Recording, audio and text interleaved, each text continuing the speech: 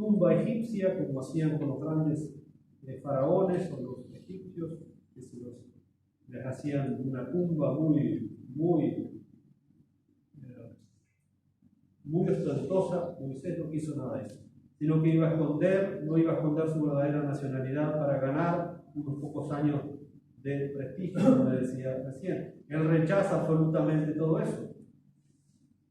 Y lo vemos aquí, en el libro nada más y nada menos, en el libro de los libros está su nombre como ese gran hombre de Dios, ese héroe de la fe. Y eso es lo que hizo realmente, eso es lo que hizo que la fe de Moisés sobresaliera, rechazar todos esos deleites temporales. Así que en lugar de ser admirado como una momia egipcia en algún museo donde la gente podía mirar, el nombre de Moisés quedó estampado en la galería de los hombres de la fe y por lo tanto en el libro de la vida de los cielos.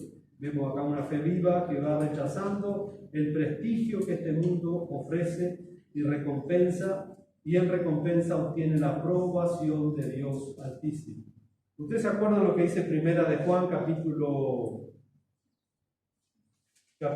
5? Primera Juan, no, el Evangelio de Juan en el capítulo 5, hablando de cómo Moisés, hermanos, cómo Moisés se despojó de todos los privilegios de este mundo. Cómo Moisés no quiso más ser llamado hijo de la hija de Faraón, no quiso identificarse más con los egipcios, con la popularidad que esto le podía dar. Recordemos que Moisés era un tipo de Cristo. Y miren lo que dice en el Evangelio de Juan el Señor Jesucristo, cuando estaba hablando allí con los fariseos. Y dice ahí en el capítulo 5, en el versículo 41. Juan 5, 41. Y es notable también, porque recordemos que Moisés era tipo de Cristo. Y el Señor dice ahí en el versículo 41, gloria de los hombres no recibo. Gloria de los hombres no recibo.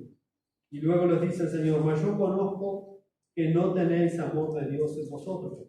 Los fariseos, hermanos, ellos se las daban que honraban a Dios, pero ellos amaban la honra de los hombres. Y Jesús, todo lo contrario, dice, yo de los hombres no recibo honra. Y lo vemos en la vida de Moisés. Es increíble cómo Moisés tampoco quiso ser honrado por los hombres, sino fue honrado por Dios. Y él desechó todo el prestigio de este mundo. Así que lo primero que vemos es eso, hermano, el rechazo de Moisés al prestigio de este mundo. Porque el prestigio de este mundo es muy engañoso. ¿Para qué nos sirve que el mundo nos conozca, que el mundo nos aplauda, que el mundo nos premie? Lo importante es que Dios nos conozca, es que Dios tenga un lugar para nosotros en la eternidad. El apóstol Juan dice, 1 Juan, capítulo 2, versículo 15, que el mundo y sus deseos pasan, pero el que hace la voluntad de Dios permanece para siempre. Ahí se da un mandamiento también, dice, no amen al mundo ni las cosas que están en el mundo. ¿Verdad? ¿Qué es lo que está en el mundo que no tenemos que amar? Bueno, los deseos de la carne, los deseos de los ojos, la vanagloria de la vida, eso no proviene del Padre. Eso proviene del mundo, y el mundo y sus deseos pasan, pero el que hace la voluntad de Dios permanece para siempre. Ese primer ejemplo que como creyentes tenemos que tomar de Moisés, hermano. El mundo nos bombardea, el mundo nos quiere dar su prestigio, su fama, su popularidad, y muchos se marean por eso. Muchos buscan ser reconocidos por el mundo, muchos buscan los prestigios que Egipto le puede dar. Egipto en la Biblia significa el mundo. El mundo. Figurativamente hablando, Egipto significa el mundo. Y muchos buscan eso.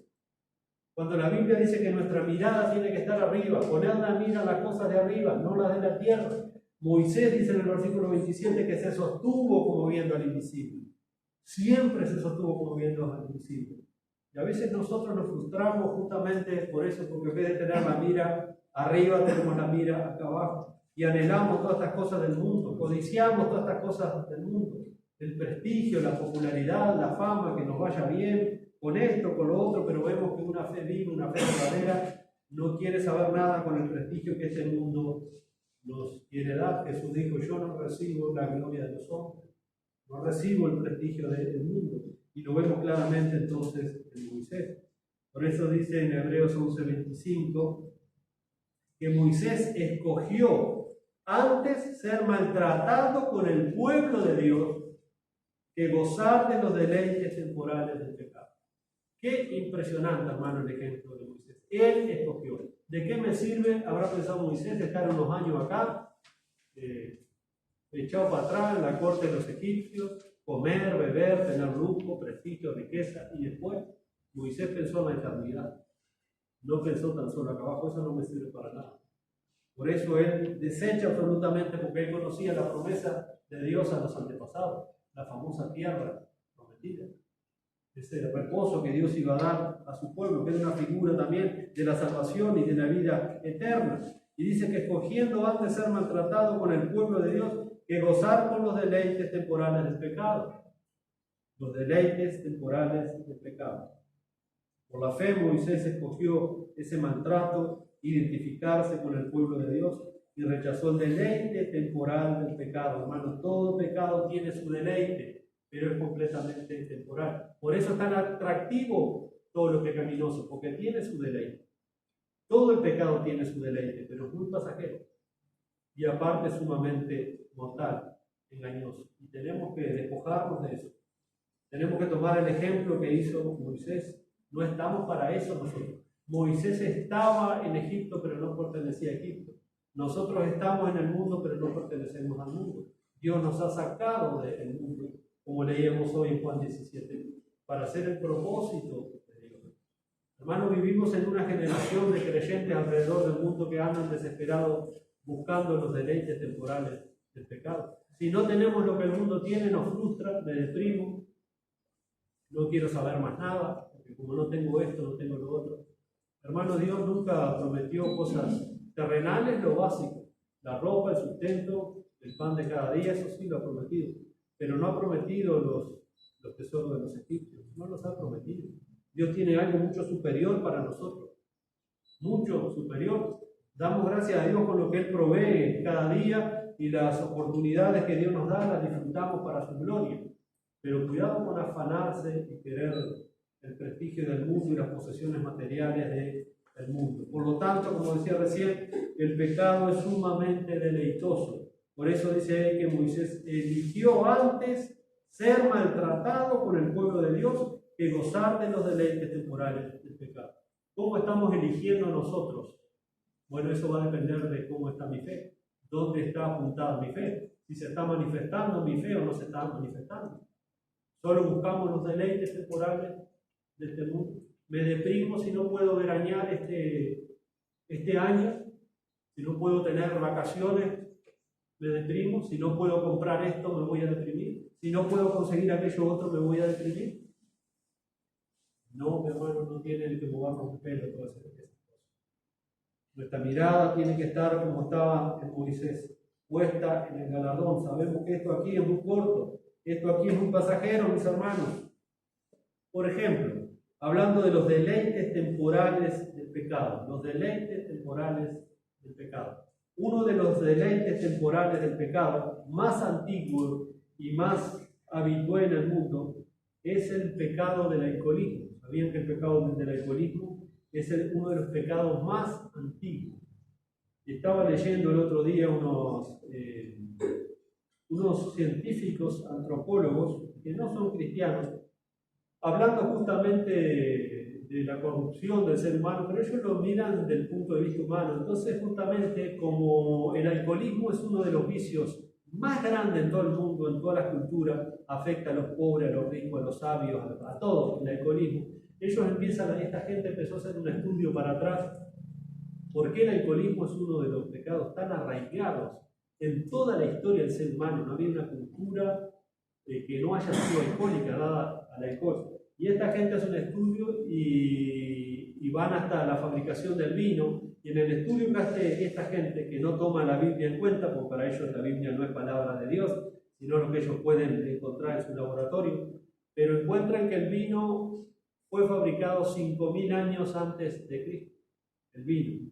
Y si uno lee el registro histórico, la creación tiene 7.000 años. 7.000 años. ¿Qué hace Noé después que baja del arca? Plantar una viña. Don Noé bajó desesperado a plantar una viña porque quería vino. Porque era uno de los grandes pecados del ser humano, porque había placer en el vino. El vino parecía que aliviaba las penas, que alegraba el corazón, que nos quitaba los problemas, y se empezó a exceder todo eso. El alcoholismo es uno de los pecados más arraigados y más antiguos del ser humano. Noé dice en Génesis 9:21, lo primero que hace, edifica un altar y adora al Señor, y lo segundo, urgente a plantar viña, porque quería hacer vino, y lo hizo y se emborrachó y pasó un hecho vergonzoso allí. Terrible lo que sucedió ahí. Pero el vino, la bebida, hoy hay muchos tipos de bebida y todas están creadas, hermanos, el diablo y sabe el diablo que hace.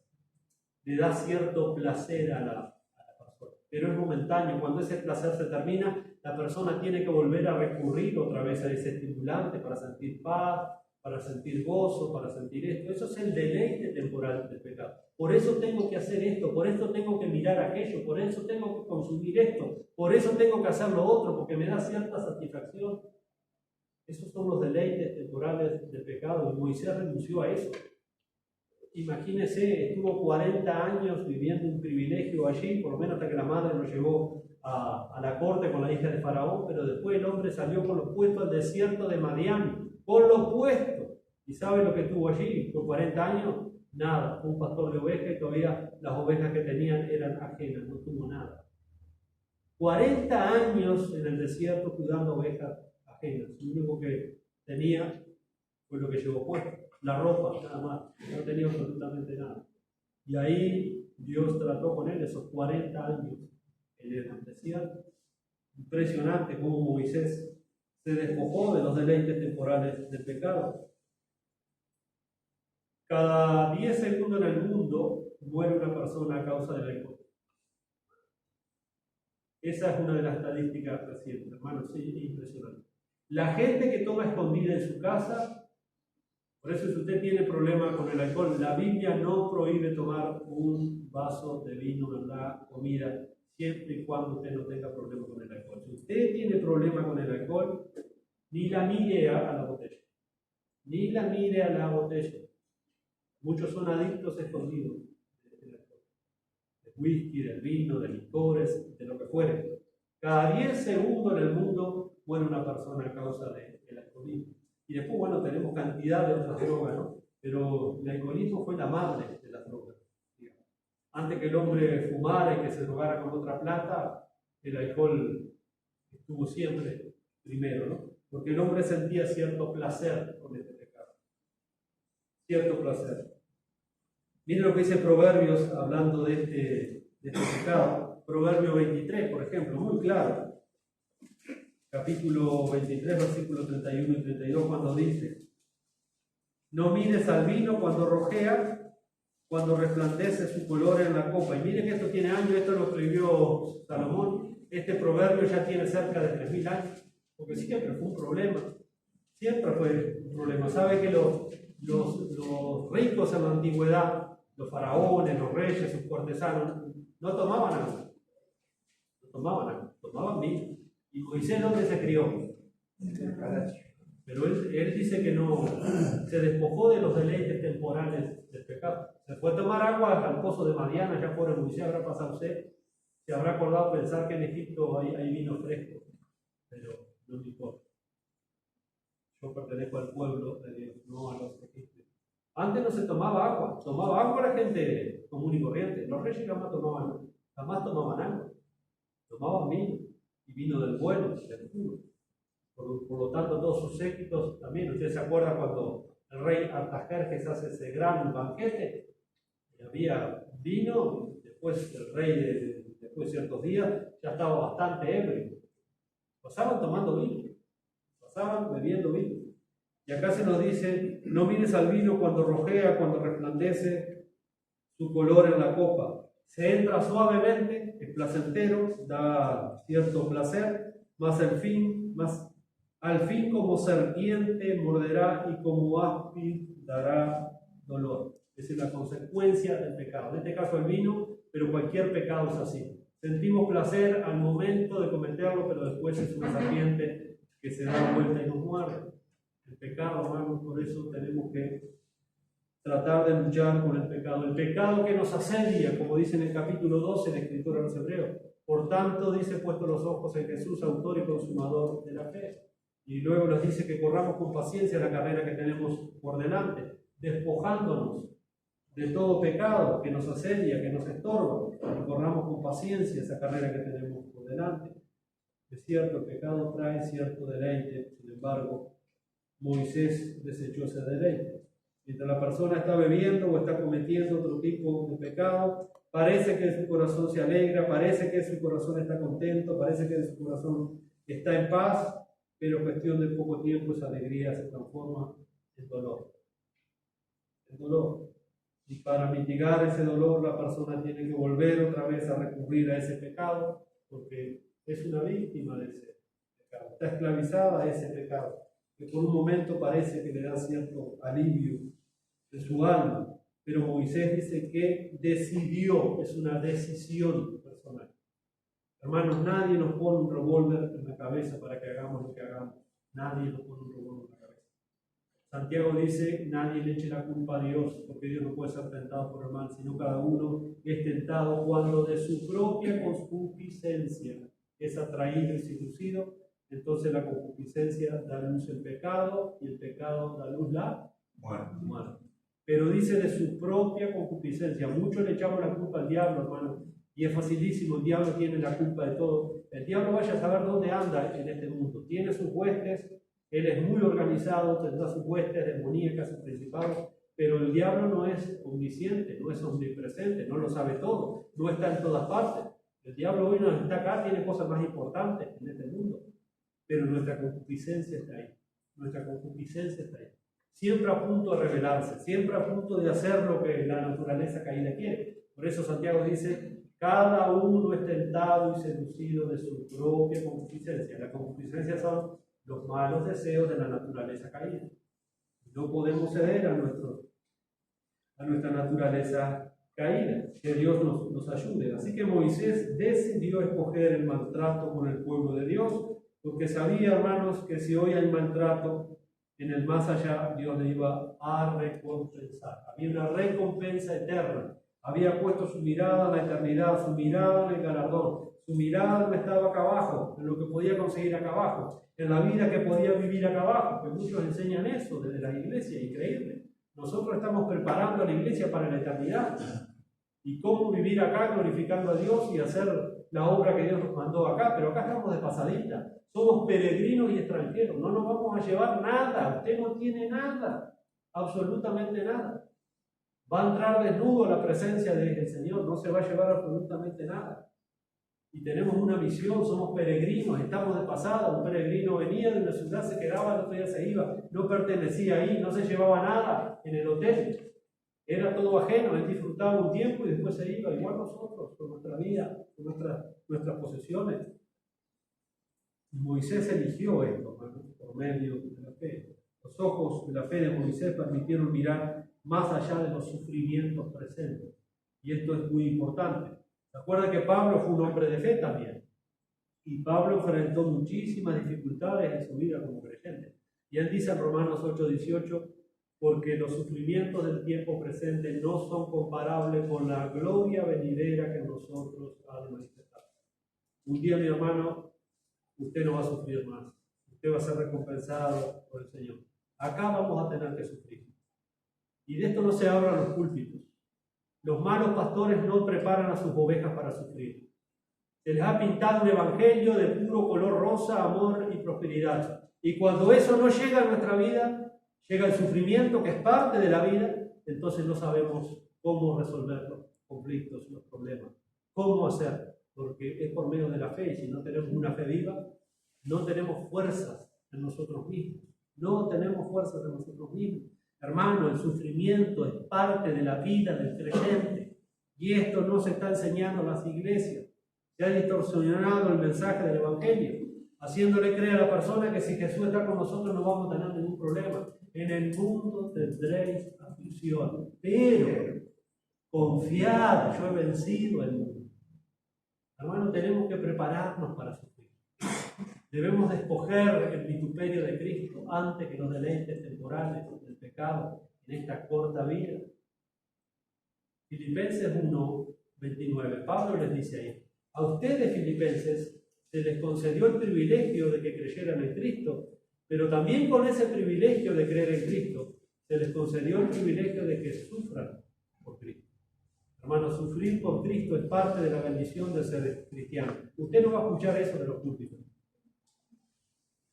Sufrir por Cristo es parte de la bendición de ser cristiano. Y esto lo enseña toda la Biblia en los Nuevos Testamentos. Que no lo queramos estudiar, que no lo queramos ver, es otra cosa, pero tenemos que hacerlo, mi hermano. Prepárese para sufrir. Quizás este año venga un año de sufrimientos para muchos. Que sea el ejemplo de Moisés en esos tiempos que Moisés se sostuvo en esas dificultades terribles que pasó Moisés, lidiando 40 años con una gente terrible en el desierto. Las pruebas que tuvo que pasar, se sostuvo como viendo al principio. Es por la fe que se sostuvo. Todo lo que él hizo, todo lo que él consiguió, fue por medio de la fe. Así que la fe viva produce un rechazo, en primer lugar, al prestigio de este mundo, pero también un rechazo a los placeres que este mundo nos ofrece. Hay placeres que son legítimos, son muy legítimos. Dios ha dado ciertos placeres para que los disfrute. No los endiosamos a esos placeres. El único placer que nuestra alma debe tener es Cristo. Si hay otro placer por encima de Cristo, entonces tengo problemas de idolatría. Soy un inmoral espiritual. Si hay otra cosa que me complace por encima de Cristo, entonces soy un inmoral espiritual. Tengo ídolos en mi corazón. Aún las cosas lícitas que Dios nos da, para que las disfrutemos, como dice Pablo en Tito, las disfrutemos con las cosas que nos da, pero cuidado, hermano. Si hay algo que satisface más mi alma que Cristo, entonces yo estoy en pecado. Porque Cristo dijo, si alguno ama a su padre, a su madre, a su hija, a su hijo, más que a mí, no es digno de mí. A veces amamos más las cosas terrenales, amamos más las cosas que nos da que al dador de las cosas. Cristo tiene que ser nuestro amor, por eso tenemos que crecer en ese amor de Cristo, como veíamos estos domingos pasados, hermano. No en las cosas que Cristo nos puede dar, que gloria a Dios por lo que Cristo nos dé. Las recibimos de todo corazón para su gloria, pero nuestra alma tiene que contentarse, hallar contentamiento en la persona de Cristo. Vemos cómo Moisés rechazó absolutamente todo esto, y ahí comienza, cuando Dios lo llama a la zarza ardiente, ahí comienza una relación. Ahí realmente él había escuchado de ese Dios, pero nunca se le había manifestado como tal. Hasta que allí en el desierto de Madián, la manifestación de Dios llega a Moisés, y ahí comienza la relación de Moisés con Dios. Ahí comienza la transformación de vida de Moisés, comienza todo un proceso.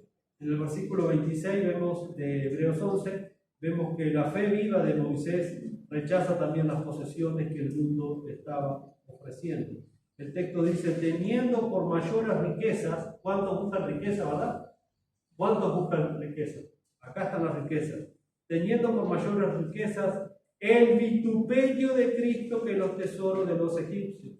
Hoy la gran mayoría de la cristiandad busca las dos cosas, ¿no? Buscan las bendiciones de Dios, pero busca también las bendiciones de los egipcios. Miren, Moisés tenía por mayor riqueza, dice, el vituperio de Cristo.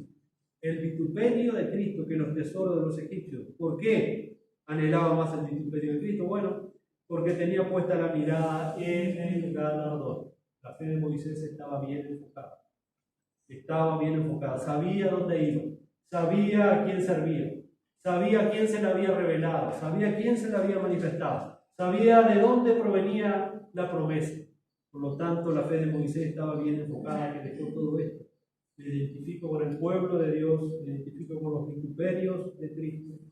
La fe de Moisés permitió a Moisés mirar a los tesoros de los egipcios como algo sin valor a la luz de la eternidad. Sin valor a la luz de la eternidad.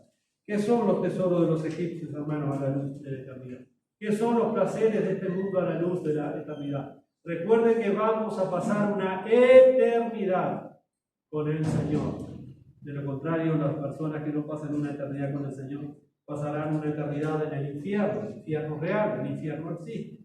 No se habla, no se predica, se quiere maquillar la enseñanza del infierno.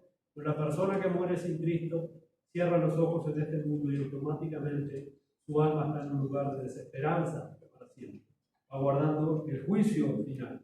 Terrible, hermano, el infierno es una verdad. Por lo tanto, hay dos lugares donde pasar la eternidad. O el infierno o en la presencia de Dios para siempre. Recordemos que la fortuna de los egipcios que Moisés había rechazado no era nada despreciable humanamente hablando. Los egipcios eran en la época la nación o la potencia más rica de su tiempo. Y sin embargo, Moisés no quiso saber con nada de eso. Y tanto se predica a veces del Evangelio de la prosperidad, haciéndole creer a la gente que Dios le da riquezas terrenales. Las riquezas que Dios da son espirituales, no se agotan, no se ensucian, no se corrompen. Las riquezas aquí hoy están, mañana no están, entran los ladrones, los ladrones roban, la polilla come, se destruye. Es una carga tener muchas posesiones acá. Vivimos preocupados de las posesiones, como dijo Salomón, al rico su riqueza no lo deja dormir tranquilo, porque él tiene mucho para perder, él es esclavo de su riqueza. Ya no posee riqueza, sino que las riquezas lo poseen a él. Dios ha prometido lo necesario y damos gracias a Dios porque tenemos más de lo que necesitamos. Que Dios nos ayude a ser agradecidos. Por lo tanto, Moisés despreció todos esos tesoros. Los tesoros de los egipcios, en lo que es el mundo actual, serían millones y millones de dólares. Ellos hacían una tumba, la revestían con oro. Hacían una estatua, la revestían con oro. Les sobraba el oro. Eran muy ricos. Pero para Moisés eso fue basura. Lo tuvo por basura. Para Moisés eso a la luz de la eternidad no tenía ningún sentido, no tenía ningún valor. Dice que Moisés prefirió o tuvo por mayor riquezas el vituperio del Señor Jesucristo, es decir, el rechazo de su pueblo. Algunos dicen, bueno, ¿cómo se dice acá que Moisés prefirió los vituperios de Cristo si Cristo todavía no había venido a este mundo? Pero recordemos que Moisés es un tipo de Cristo. Y así como Cristo cuando vino a este mundo y se despojó de su gloria y se identificó con un ser humano, se hizo como uno de nosotros, se hizo un esclavo, fue a la cruz, fue despreciado, aún por su propia gente. Bueno, se habla de eso. Moisés fue el libertador, Moisés fue el Mesías para su pueblo, fue el instrumento que Dios usó para sacarlos de la tierra de Egipto. Y sin embargo fue despreciado, no solamente por los egipcios mismos, no sabemos lo que pasó cuando Moisés se presenta a la corte de Faraón, sino que su propio pueblo no le creía a Moisés, fue despreciado por su propio pueblo. Y no solo eso, sino que después que lo saca, que los hebreos vieron las 10 plagas que Dios hizo, una cosa impresionante, después la gente siguió hablando mal de él. ¿Recuerdan cuando ellos estaban a punto de ser alcanzados por los ejércitos de Faraón? Empezaron a echarle la culpa a Moisés. ¿No había acaso sepulcros en Egipto que Moisés nos sacó para que viviéramos acá en el desierto? Y así. Moisés también fue despreciado. Como libertador fue despreciado. Jesucristo también, a los suyos vino y los suyos no le recibieron. No le recibieron, lo despreciaron, lo desecharon. Esos son los vituperios de Cristo. Porque Cristo también fue despreciado. Y Moisés no tuvo ninguna vergüenza en identificarse cuando fue ahí y le dijo a Faraón, deja ir. Dice Jehová que dejes ir a su pueblo. Vino y se identificó. No solamente con el Señor, sino con la labor que el Señor tenía para Moisés. Y ahora nos toca a nosotros identificarnos con Cristo y hacer la labor que el Señor nos manda a nosotros, hermanos, cargando los vituperios de Cristo. Eso lo va a decir en el capítulo 13 a los cristianos, el escritor a los hebreos en el versículo 13. Ahora nos toca a nosotros, así como le tocó a Moisés, así como le tocó a Abel, a Abraham, a Josué, a todos los héroes de la fe. Ahora nos toca a nosotros identificarnos con el vituperio de Cristo. Miren lo que dice el versículo 13 de Hebreos 13. Salgamos pues a Él, es decir, a Cristo, fuera del campamento llevando su vergüenza, llevando su escarnio. Así como a Cristo, hermanos, lo escarnecieron a nosotros también. Así como a Cristo lo odiaron a nosotros también. Así como a Cristo lo trataron de impostor a nosotros también. Pero tenemos que identificarnos, salgamos a Él, identifícate con Él, no tengas vergüenza de Él. El vituperio de Cristo es parte de nuestra vida cristiana, hermano, no lo podemos dejar aparte. Porque si alguno se avergüenza de mí, delante de los hombres, dijo el Señor, entonces yo me avergonzaré de Él, delante de los ángeles y de mi Padre en los cielos. No nos podemos avergonzar, dice, salgamos pues a Él, fuera del campamento llevando su vituperio, que fue lo que hizo Moisés, tuvo por riqueza esto, antes que los tesoros de los egipcios. Porque no tenemos aquí ciudadanía permanente, sino que buscamos la porvenir. Lo mismo que hizo Moisés, buscó la tierra que Dios les había prometido.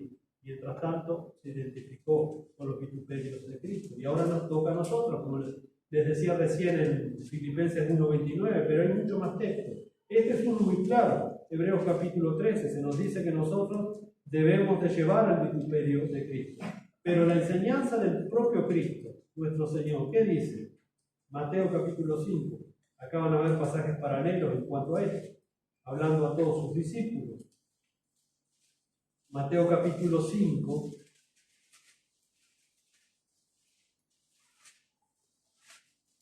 Mateo capítulo 5, versículos 11 y 12.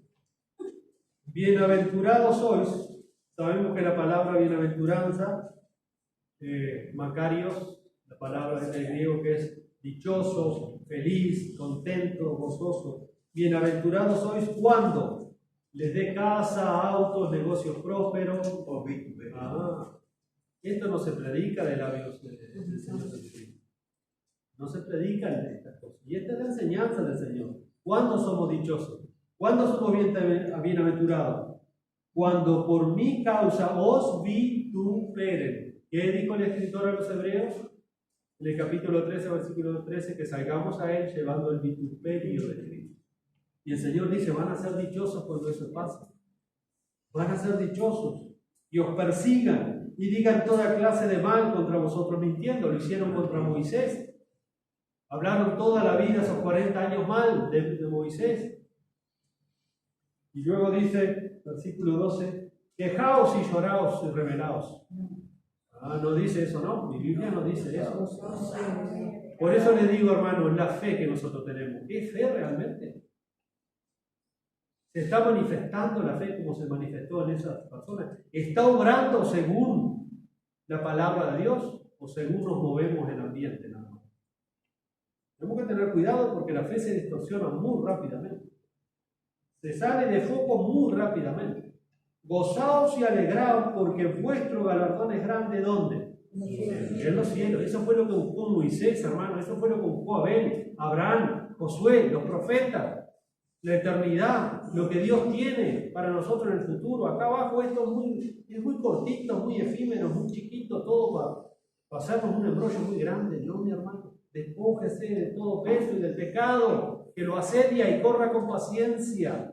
Como hizo Moisés, 40 años como viendo al invisible en el desierto, aguantando, soportando, ya con 100 años, 110 años, 120 años, y todavía seguía el viejo Moisés, fiel, moviéndose por fe, aguantando todo lo que tenía que aguantar, soportar todo lo que tenía que soportar, pero tenía su mirada puesta en el galardón. Y el Señor acá lo está enseñando. Dice, es grande en los cielos, porque así persiguieron a los profetas que fueron antes de nosotros.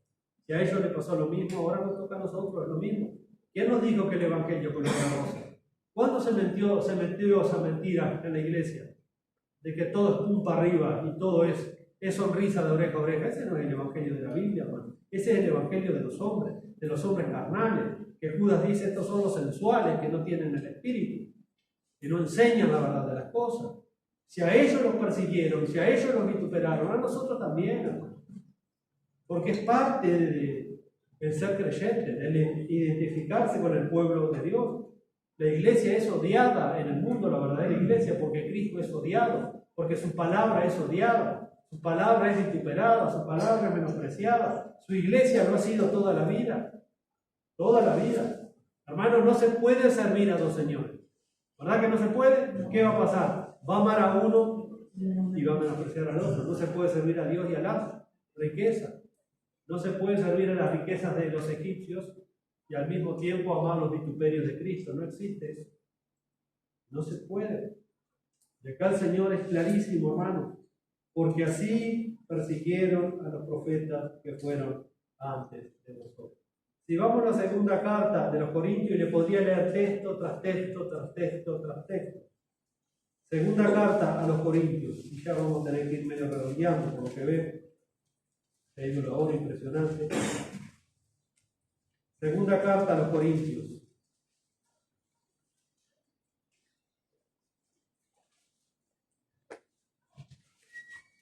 Capítulo 1, versículo 5. Segunda a los Corintios, capítulo 1, versículo 5. Miren lo que dice acá el apóstol Pablo. Porque de la manera que abundan en nosotros las aflicciones de Cristo, así abundan también por el mismo Cristo nuestras consolaciones. Nuestra consolación. Pero si somos atribulados, es para vuestra consolación y salvación. O si somos consolados, es para vuestra consolación y salvación, la cual se opera en el sufrir las mismas aflicciones que nosotros también.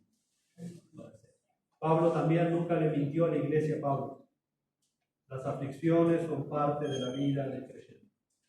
Y esas aflicciones vienen por identificarnos como pueblo de Dios, como la iglesia de Dios.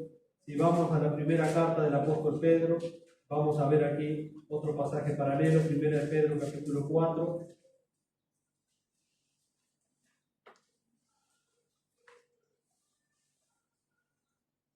Primera de Pedro, capítulo 4, versículo 13. Cuando Pedro está hablando allí de los padecimientos de un cristiano, versículo 12 dice: amados, no se extrañen, no se sorprendan del fuego de la prueba que les ha sobrevenido, como si alguna cosa extraña aconteciera.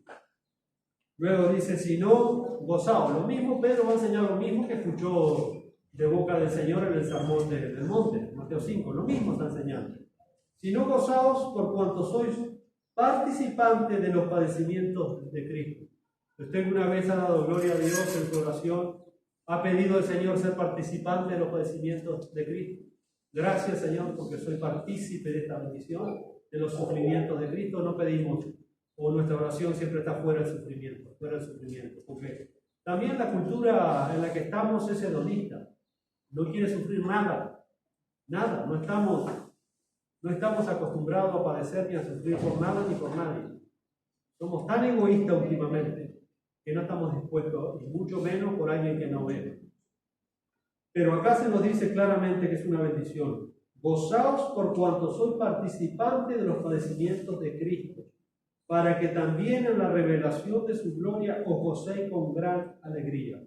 Si sois vituperados por el nombre de Cristo, os sois bienaventurados. Lo mismo que dijo Jesús en Mateo 5. Sois bienaventurados, porque el glorioso Espíritu de Dios reposa sobre ustedes. Ciertamente de parte de ellos Él es blasfemado, pero por vosotros es glorificado. Es una bendición, hermanos. Quizás no lo vemos así, pero es una bendición cuando nosotros somos conscientes de que somos partícipes de los padecimientos de Cristo. Muchas veces esos padecimientos están dentro de nuestra propia familia, que nos tratan de loco, de raro, de religioso, de fanático, ¿verdad? De los vecinos, de los parientes. Ya no nos tratan como antes, y eso se lo digo con propiedad. A mí hubo parientes que cuando me convertí nunca más se dirigieron a mí, nunca más. Porque ellos eran ateos, esa gente, eran ateos acérrimos, y el día que se enteraron que uno de sus sobrinos se había convertido en cristiano, y más después que se hizo pastor, esa gente nunca más. El desprecio total, porque ellos son ateos. Y bueno, eso son partes de algunas de las cosas que tenemos que padecer. Muchas de esas visiones están en la familia, los hijos, los padres, los tíos, las tías, la sociedad, en el liceo, en el trabajo, si sos cristiano, en el barrio. Mirá, ahí va el raro. No sale a los bailes esa gente porque es rarísimo esa gente. Todos los días, o no todos los días, no, pero todos los domingos, lo ve que salen temprano con las Biblias y se van para la iglesia. Y allí gritan y lloran y patalean. Pues esa es la idea que la gente del mundo tiene. Están todos locos, esa gente. No van a los bailes, no van a los boliches. Usted no lo va a ver en el fútbol nunca. Ese hombre es rarísimo. Bueno, eso es parte del sufrimiento. Y la Biblia dice que es una bienaventuranza. Es una bienaventuranza, y Moisés lo tuvo como bienaventurado, justamente. Los padecimientos de Cristo. los tuvo por mayor riqueza, el vituperio de Cristo. Impresionante. Entonces Moisés rechaza los placeres de este mundo que le estaba al alcance de su mano, que el mundo le ofrecía, rechazó todas las posesiones que este mundo ofrece. ¿Y nuestra fe? ¿Qué dice nuestra fe? ¿Cómo está nuestra fe? ¿Es una fe viva? ¿Es una fe que va creciendo? ¿Es una fe que se va despojando de los placeres temporales del pecado? ¿Es una fe que cada vez le interesa menos el prestigio, el aplauso, lo que el mundo diga, y no se adfiere al Señor Jesucristo? ¿Qué dice nuestra fe? ¿Va creciendo nuestra fe? Mira que en el mundo espiritual, hermano, una vez se usa la palabra estancamiento, pero en el mundo espiritual no existe el estancamiento. En el mundo espiritual, si usted no va creciendo, automáticamente deja de crecer, empieza a decrecer. Deja de subir, comienza a bajar. Pero nunca hay un estancamiento. Si mi fe no está creciendo, mi fe está menguando. Eso es lo que pasa. Nunca hay un estancamiento. Siempre vamos subiendo o vamos bajando, vamos creciendo o vamos decreciendo. ¿Cómo está nuestra fe? ¿Se está manifestando mi fe? Fe en lo que Dios ha prometido. Estoy viviendo la luz de lo que Dios ha prometido. ¿Pueden otros ver que soy realmente un hombre o una mujer de fe? Recordemos, hermanos, que el prestigio de este mundo termina con la muerte. Cuando se terminó la vida en este plano terrenal, se acabó el prestigio del mundo, se acabó las bendiciones del mundo, las riquezas del mundo, los tesoros de los egipcios no sirven absolutamente para nada. Por lo tanto, estamos nosotros decididos a vivir para lograr el placer que este mundo ofrece, para llenarnos las manos con las cosas de este mundo. ¿Qué es lo que busca toda la gente, hermanos? La gente que no tiene a Cristo, es lo que buscan los placeres que persiguen. Las personas de este mundo que no tienen a Dios buscan todas estas cosas. Si no tienen estas cosas, la gente se deprime, mucha gente se mata, mucha gente cambia de esposo, de esposa, como quien cambia un zapato porque no es feliz y estamos acá para ser felices. Eso es lo que el mundo dice. Yo estoy acá para ser feliz. Usted está acá para ser fiel a Dios. No hay otro propósito. Dios no murió en la cruz para hacernos felices, sino para hacernos santos y salvos por toda la eternidad. Y puede haber gozo en medio de la aflicción y eso se aprende. Tenemos que aprender a gozarnos en medio de la aflicción. Hermanos, Dios no promete felicidad terrenal. Él no murió en la cruz para darnos felicidad. Él murió en la cruz para darnos vida eterna, perdón de pecados y vida eterna. Por lo tanto, el mundo es complicado. En el mundo vamos a tener aflicción. El mundo nos va a odiar, el mundo nos va a despreciar.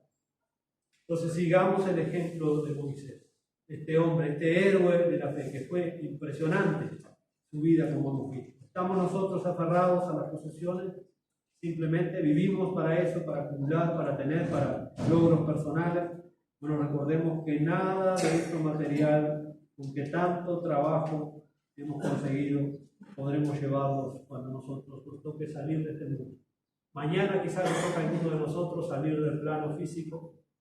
Capaz este año 2024 algunos de los que están acá no estén. Ya hay muchos que están en el borde de la edad biológica, están viviendo de pura gracia. No sé si van a estar en el año 2024. ¿Estás proveyendo para la eternidad o sigues proveyendo para acá abajo? Amontonando, angustiando, afanándote por cosas que son los tesoros de los egipcios, o tienes por riqueza el vituperio de Cristo. Tienes puesta la mirada en el galardón. Estás como Moisés, sosteniéndose como viendo al invisible. Tenemos que poner todas las cosas en nuestra balanza. Ni el prestigio, ni el placer, ni las posesiones pueden garantizar la satisfacción eterna, mis hermanos. Existe solo una sola cosa que puede garantizar la satisfacción eterna y el contentamiento de nuestra alma. Y esa cosa, entre comillas, es una persona, Jesucristo. Si Jesucristo no satisface tu alma, tengo que decirte que nada ni nadie en este mundo lo va a hacer. Ni las riquezas, ni los placeres temporales del pecado, ni los millones de dólares de los egipcios, ni el prestigio ni el aplauso sobre el mundo. Si Cristo no satisface tu alma, nada va a satisfacer tu alma. Si Cristo no es la perla de gran precio en tu vida, entonces nada te va a dar gozo, nada te va a dar felicidad. Por eso tenemos que crecer en ese amor que excede a todo conocimiento. Por eso tenemos que arraigarnos y cimentarnos en ese amor y poder crecer mediante la fe en nuestro Señor Jesucristo. Por lo tanto, es la persona de Cristo, hermanos, la única que le va a dar contentamiento a nuestra alma, en esta vida y en la eternidad. Jesús enseñó: separados de mí, nada podréis hacer. Nada podréis hacer. Por lo tanto, hermanos, la fe de Moisés, terrenalmente hablando, llegó a su fin, como la nuestra.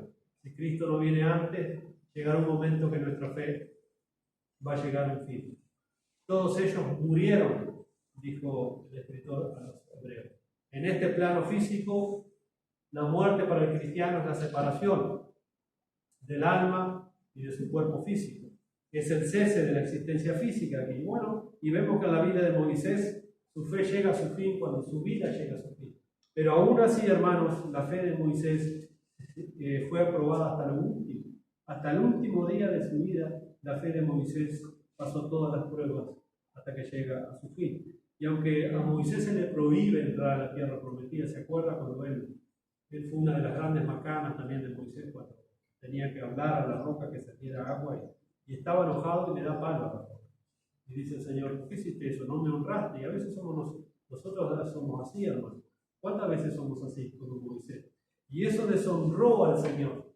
Y el Señor dijo que no iba a entrar a la tierra prometida. Pero sin embargo, Moisés, cuando supo que no iba a entrar a la tierra prometida, él no se rebeló contra Dios.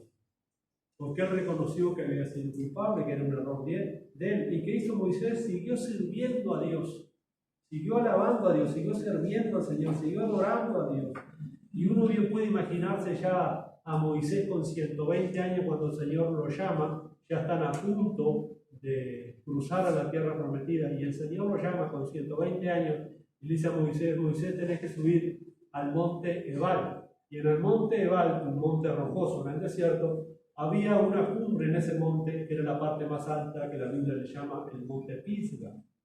Y Moisés tuvo que subir ahí. Usted imagínese un viejo de 120 años subiendo esa montaña, a duras penas, después de haber lidiado 40 años con una generación dura, perversa, que lo insultaba, que lo desafiaba, que lo desacreditaba. Y ahora había llegado el momento que Dios le había dicho que iba a morir, pero sin embargo le concede ver la tierra prometida. Pero más allá de ver la tierra prometida en plano terrenal, Moisés estaba viendo la otra tierra, el estado eterno, esa tierra que él iba a entrar, esa tierra que él iba a reposar. Él sabía, hermanos, que la tierra de Canaán era una figura de lo que realmente el cristiano va a heredar en su totalidad, en la eternidad. Y Moisés tiene esa contemplación, dice que contempló la tierra prometida. Pero eso también nos habla de cómo Moisés contemplaba la totalidad de la promesa de Dios, ese reposo que faltaba para los hijos de Dios. Y se nos dice en Lucas 9:31, donde aparece otra vez Moisés, pero ya no vemos acá un Moisés agobiado, cansado, un Moisés viejo. Mire cómo se lo describe acá en el Evangelio de Lucas a Moisés, en un acontecimiento muy tremendo que pasó ahí. Lucas capítulo 9, en el versículo 31. ¿Se acuerdan que el Señor acá dice en el versículo 28? Aconteció como 8 días después de estas palabras que tomó a Pedro, Juan y a Jacobo y subió al monte a orar. Y entre tanto que oraba, la apariencia de su rostro se hizo otra, de Jesús, y su vestido blanco y resplandeciente era un destello del Cristo de la gloria, lo que estaban viendo. Y aquí 2 varones hablaban con él. Y como no dice que Moisés murió con el escritor de los hebreos, conforme a la fe murieron todos ellos. Sí, en el plano terrenal Moisés murió, pero en el plano eterno ya no vemos un Moisés cansado, viejo, agobiado. Mire cómo vemos acá a Moisés. Dice aquí 2 varones que hablaban con él, los cuales eran Moisés y Elías, quienes aparecieron rodeados de gloria. Aparecieron rodeados de gloria. Y hablaban de su partida, es decir, esto fue una visión sobrenatural. Y Pedro, Santiago y Juan estaban escuchando lo que conversaban, era algo impresionante. Y dice, y hablaban de su partida que iba Jesús a cumplir en Jerusalén.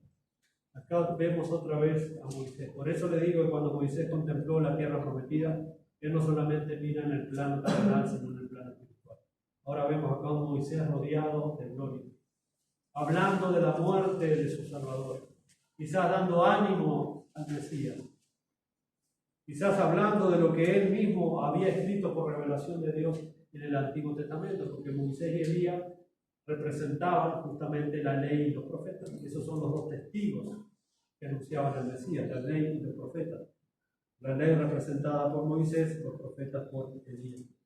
Tremendo, hermanos, la manifestación ahí de Moisés rodeado de gloria. Y nosotros, para terminar, mis hermanos, ¿cómo está nuestra fe? Se nos dice en el último versículo que leímos, en el versículo 11, en el versículo 27 del capítulo 11, dice que Moisés se sostuvo hasta el final como viendo al invisible. Dice allí, por la fe dejó Egipto, no temiendo la ira del rey, porque se sostuvo como viendo al invisible. Y así nosotros, hermanos, cuando el Señor quiera llamarnos a su presencia, nadie sabe el día ni la hora que será eso, pero mientras tanto tendremos que tomar la misma actitud de Moisés, sostenernos como viendo al invisible. Y vaya que Moisés, algunos dicen, sí, pero para Moisés fue mucho más fácil. ¿Por qué? Dice, bueno, porque Moisés vio que se abrió el mar al medio, ningún hombre ha visto eso, ¿verdad?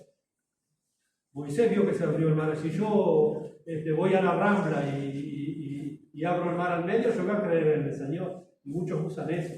Moisés vio, dice, caer pan del cielo 40 años. Moisés vio cómo salía agua de una piedra. Moisés vio cómo se abrió la tierra y tragó a los rebeldes. Así es eso. Pero sin embargo, acá la Biblia nos da testimonio, hermanos, que Moisés se sostuvo en el desierto como viendo al invisible. La fe es eso. La fe es obedecer algo que no vemos pero que está escrito. Dios se ha revelado acá en la palabra de Dios. Quiero ver a Jesús, lo tengo que ver acá. Quiero seguir a Jesús, lo tengo que seguir acá. Quiero fortalecer mi fe. Bueno, la palabra de Dios. Fe es esto, hermanos. Fe es obediencia en la palabra de Dios. No hay obediencia, no hay fe. Usted me puede decir que tiene fe, pero si yo no le veo obedecer la palabra de Dios, usted no tiene fe. Usted no tiene fe. Usted está engañado. Si usted no se esfuerza en obedecer la palabra de Dios, lo que Dios dice acá, entonces su fe es una fe vana. Es una fe vana. La fe es obediencia a la palabra de Dios. Y es la única manera que nos sostenemos como viendo al invisible. Es la fe, hermano. La certeza de lo que se espera, la convicción de lo que no se ve. Y es en el contexto de lo que Dios ha dicho y de lo que Dios ha predicado. Si Dios ha dicho, por ejemplo, uno de los mandamientos que tenemos, que no nos tenemos que dejar de congregar, como algunos tienen por costumbre, la obediencia, ¿qué va a ser? Bueno, Dios dice que hay que congregarse, me voy a congregar. Eso es fe en acción. Y así tenemos cantidad de mandamientos que los obedecemos porque Dios dice tal cosa en su palabra y yo lo obedezco porque Dios dice. Eso es fe. A veces no nos va a gustar, a veces no la vamos a entender, no importa. Moisés no entendió muchísimas cosas hasta que después las que Dios le quiso ir dando a revelar, se las fue mostrando, y otras no las vamos a entender nunca aquí abajo. Lo que hay que hacer es obedecer. Ser humildes, ser sumisos y obedecer la palabra de Dios. Por lo tanto, mis hermanos, todos estamos en esta carrera como creyentes. Hay que prepararse para la eternidad. No sabemos cuándo nos va a tocar partir de este mundo, no sabemos cuánto más tenemos para perfeccionar nuestra fe, pero el tiempo que Dios nos dé, no lo malgastemos. No lo malgastemos. Oremos, mis hermanos, dando gracias a Dios. Padre, te damos gracias por tu palabra en esta hora.